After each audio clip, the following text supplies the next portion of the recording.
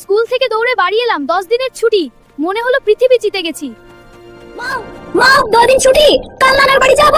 আচ্ছা যাবি, এখন হাত ধো। ভোরবেলা রওনা হলাম, আমি তৈরি হয়ে বসেছিলাম রাত থেকেই। হ্যাঁ সবাই উঠো, চলো। নানার বাড়ি পৌঁছলাম, নানা গেটে দাঁড়িয়ে। এসো এসো বাবা, অনেকদিন পর। হ্যাঁ মা, কত বড় হয়েছিস। নাতি নাতনিরা আয়। লিচু, কাঁঠাল, তরমুজ। আম খাবো। হ্যাঁ এই নাও। দেখ দেখ, আম খেতে গিয়ে জামাই রস পড়লো।